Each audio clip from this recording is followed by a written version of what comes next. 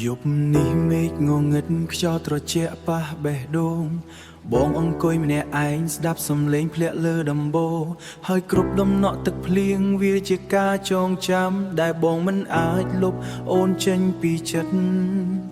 កាលពីមុនពេលភ្លៀងធ្លាក់អូនតែងរត់មកក្បែរបងយើងឈរមើលមេឃជាមួយគ្នាក្រោមពន្លឺផ្លូវស្រអាប់ដៃអូនកាន់ដៃបងហើយញញឹមយ៉ាងកក់ក្ដៅតែថ្ងៃនេះនៅសល់តែសំឡេងភ្លៀងនិងភាពឯកាបន្ទប់ដែលធ្លាប់មានអូនឥឡូវស្ងាត់ដូចគ្មានជីវិតរូបថតនៅលើតុធ្វើឲ្យបងកាន់តែនឹកភ្លៀងកាន់តែធ្លាក់ចិត្តបងកាន់តែឈឺព្រោះមនុស្សដែលបងស្រឡាញ់លែងត្រឡប់មកវិញឮសំឡេងភ្លៀងធ្លាក់ចិត្តបងកាន់តែនឹកអូនរាល់ដំណក់ទឹកភ្លៀងដូចទឹកភ្នែកលើបេះដូងផ្លូវដែលធ្លាប់ដើរជាមួយគ្នា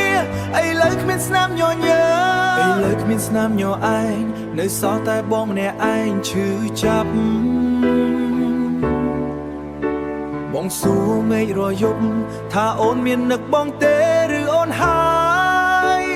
ស្នេហ៍ដែលធ្លាប់សន្យាសំឡេងនាឡិកាដើរយឺតដូចចិត្តបងដែលរងចាំទោះដឹងថាអូនមិនវិលបងនៅតែសង្ឃឹម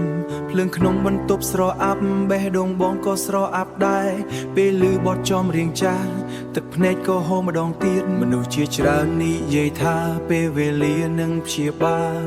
តែសម្រាប់បងការនឹកអូនកាន់តែខ្លាំងបើថ្ងៃណាអូនឮភ្លៀងធ្លាក់សុំនឹកដល់មនុស្សម្នាក់ដែលធ្លាប់ស្រឡាញ់អូនទោះស្នេហ៍យើងចប់បេះដូងបងនៅចាំព្រោះអូនជាការចងចាំដែលបងមិនអាចលុបឮសំឡេងភ្លៀងធ្លាក់ដោយសំឡេងចិត្តបងយំ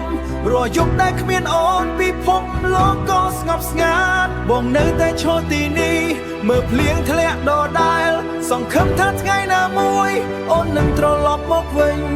តែចុងក្រោយមានតែភ្លៀងនិងទឹកភ្នែកដែលនៅក្បែរបងរហូតដល់ភ្លឺថ្ងៃ